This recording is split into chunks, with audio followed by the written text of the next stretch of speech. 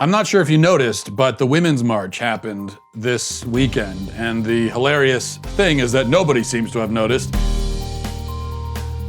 and no one seems to care, which is unfortunate, really, when you think about it, because I don't mean to make light of it, but you think of all those cats that were left alone for the day, and I'd hate to think that they were left alone for no reason at all.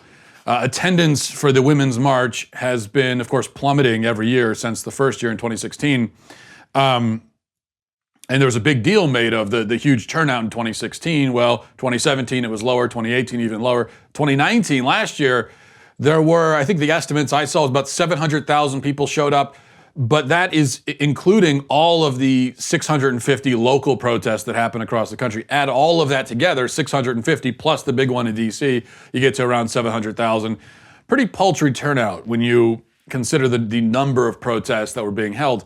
Now, it's interesting, I think, to compare this to the March for Life. The Women's March the March for Life, which, by the way, happens this coming Friday. Women's March couldn't sustain itself for even 3 years.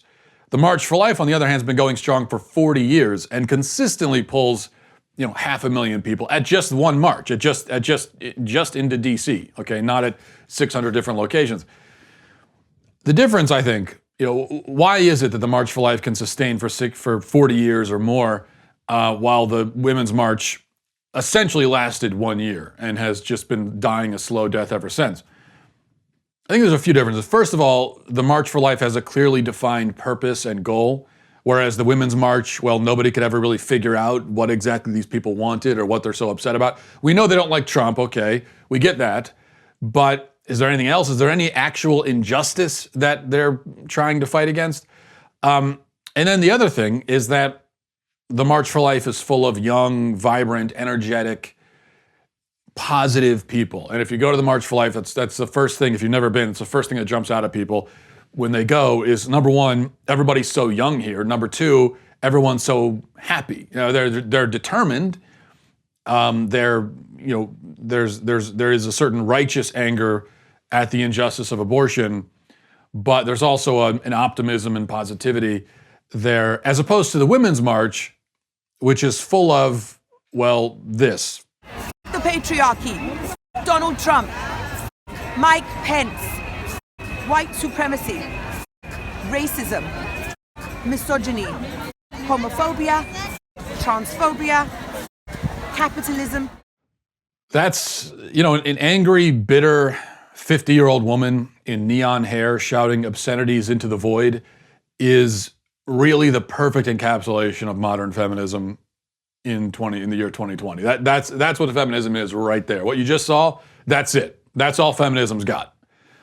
And it's also the perfect encapsulation of why nobody wants anything to do with these people and why no normal person would want to show up at a march with them. And that, I think, brings us to the biggest difference between the March for Life and not just the Women's March, but most other political rallies that you see. The big difference is that the people at the March for Life are there to defend the rights of other people. Okay, nobody is there for a selfish reason. Nobody is there demanding something for themselves. There's not anything wrong in principle with rallying or marching to defend your own rights. Nothing wrong with that. But I think it always seems profound to me and pretty beautiful that at the March for Life, that's not what people are doing. They're not defending their own rights. They're defending the rights of other people.